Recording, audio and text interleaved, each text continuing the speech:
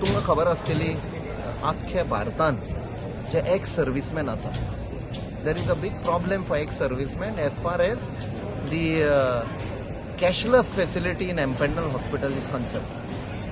सो जेन्ना हांव आतां रक्षा मंत्रीक मेळलो so I said sir I had given one letter to you. He said, नहीं. He said, I am feeling very sorry. वो problem हुआ, दोबारा वो problem नहीं होगा. He said, I read your letter.